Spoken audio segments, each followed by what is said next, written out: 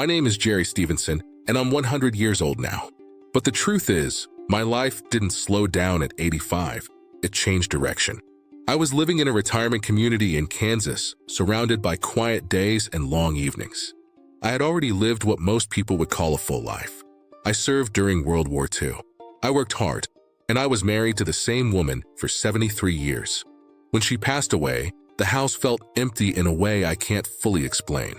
The silence was heavier than any hardship I faced in my younger years. For a long time, I didn't know what to do with that emptiness. Then one day, I picked up a paintbrush. I had never painted before, not once in my life. I didn't know the rules, and I didn't care. I just started painting what I remembered.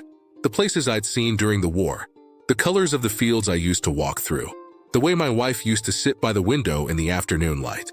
Every brushstroke felt like a conversation with my past.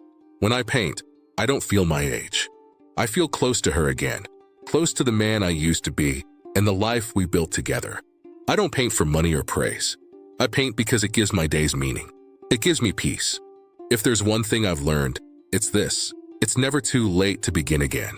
Even at 85, even at 100.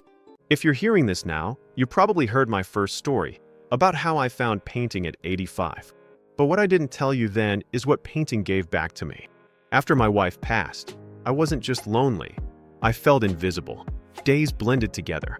I woke up, ate, slept, and waited. I didn't know what I was waiting for. I had survived a war, built a life, raised a family. Yet somehow, I felt finished. Painting changed that. Every morning, I wake up with a reason to sit at the table again. I paint slowly because my hands aren't as steady as they used to be. But that's okay. Every line carries time. Every color carries memory. Some days I paint the war, not the fear, but the brotherhood. Other days, I paint my wife, the way she smiled when she thought no one was looking. People sometimes ask me why I started so late. I tell them I didn't start late. I started when I was ready.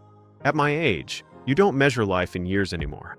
You measure it in moments that still make you feel alive. Painting gave me those moments back. So if you're listening to this and you think it's too late for you, it isn't. If an old man like me can begin again at 85, then you still have time. By the time you reach my age, you stop worrying about being remembered. What you really worry about is whether your life meant something while you were still here.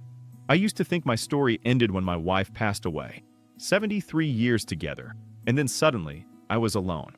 I thought the best chapters were already written, and all that remained was waiting for time to run out. But painting taught me something I wish I had learned sooner. Life doesn't end when you lose someone. It doesn't end when your body slows down. It doesn't even end when the world stops paying attention to you.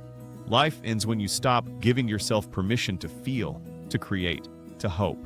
Every painting I make is my way of saying, I'm still here. Sometimes I paint for my wife.